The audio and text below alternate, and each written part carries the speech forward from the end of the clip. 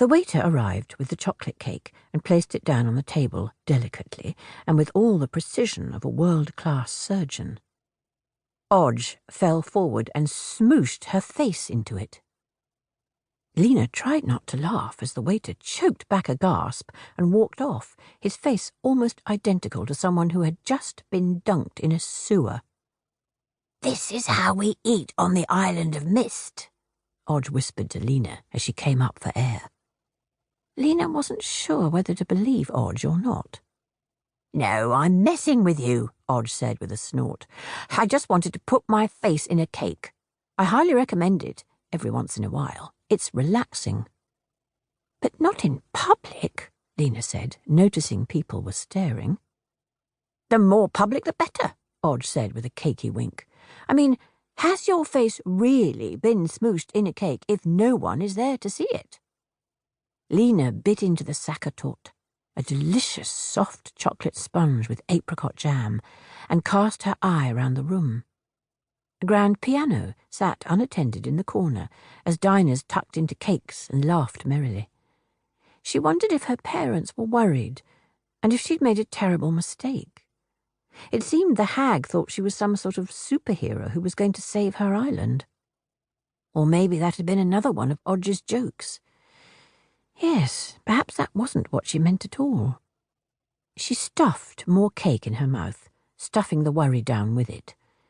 "I forgot to ask your name," Odge cried. "Or do you prefer the mistmaker master?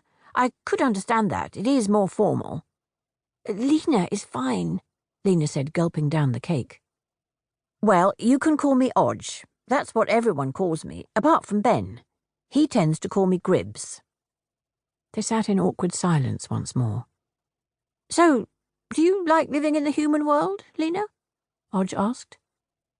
"I like Vienna," Lina said, which was true. "It's full of beauty and music. They say everyone in Vienna gets dunked in opera." She took a big swig of her milk.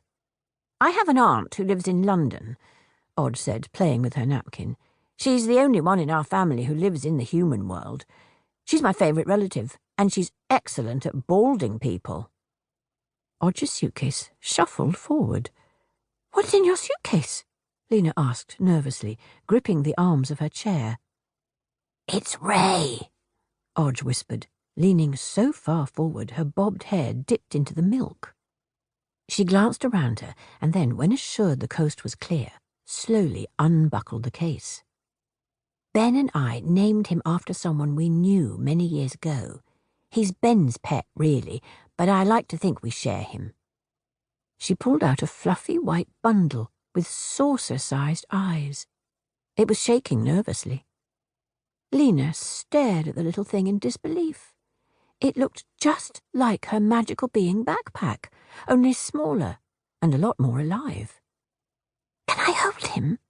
Lina asked excitedly. Odge winked and sneakily passed him under the table. Lina could feel his soft fur between her fingers. He felt silky and tense like a rabbit, but his belly was rounded and solid like a bird's. "Now, the plan," Odge said. Lina pulled the tablecloth farther over the creature to keep him cosy. He seemed perfectly happy on her lap, peeking out at the other diners. "Hans is bringing the fern seed so we can travel through the gump undetected," Odge explained. "I'm sure I don't need to tell you that with everything going on, our bringing you to the island must remain a secret." Lina gulped down some taut, feeling it slide uneasily into her knotted stomach. What exactly is it you need me to do?"